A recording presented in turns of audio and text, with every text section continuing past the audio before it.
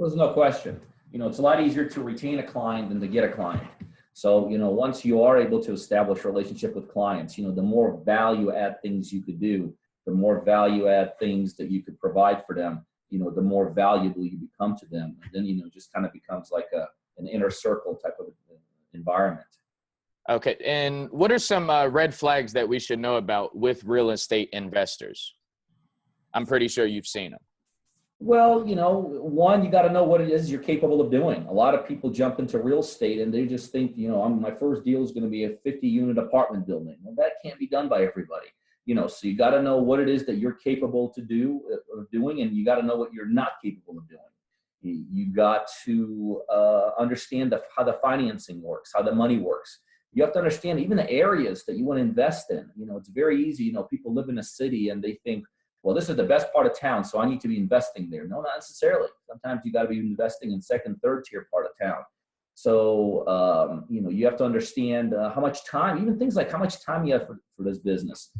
Based upon how much time somebody could give this business would be different type of advice that I would give that person as opposed to somebody who can give, more time or less time.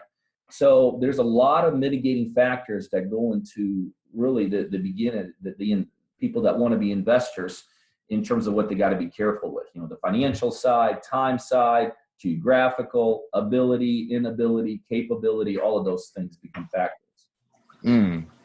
Who's the greatest real estate investor that you know of? Well, it's got to be Donald Trump.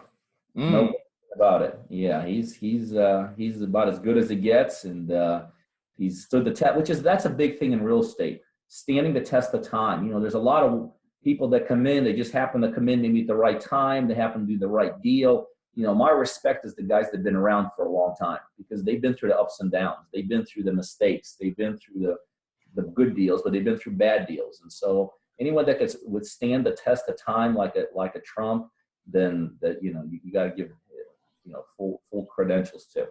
I got you. And I could respect that. And I'm curious to know, like, what would you say is his worst real estate investment ever? Oh, it's hard to say. I mean, he's had some big tumbles, because the casinos didn't work out. He's had a couple other ones. I don't know what they did. Those casinos was hot for a long time. Those were good.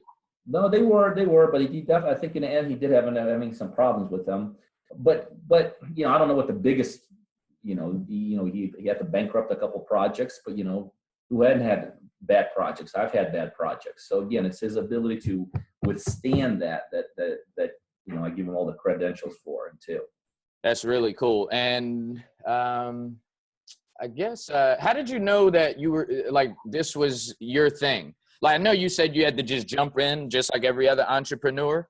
But why did you jump into real estate?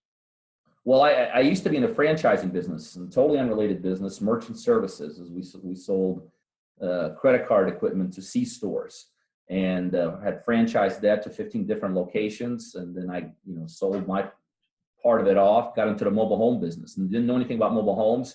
Just kind of read a book by a guy named Lonnie Scruggs, Deals on Wheels, thought it was the most fascinating thing, jumped in head over heels, developed one of the largest brokerage here in Georgia.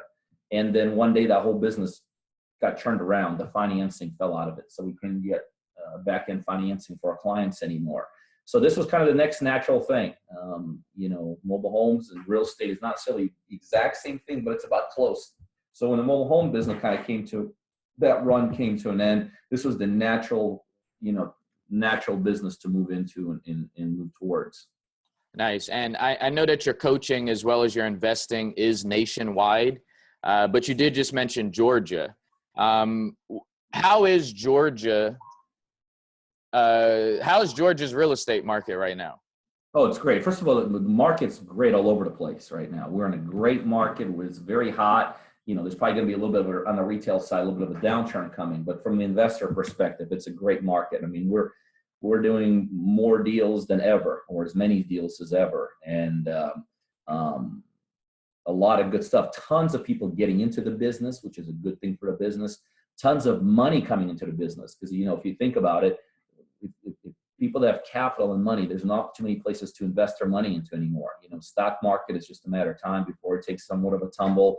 No, you're not getting any interest rate paid at the local banks. You can't get bonds, CDs. So all those traditional investments are pretty much gone, or at least as we're speaking right now.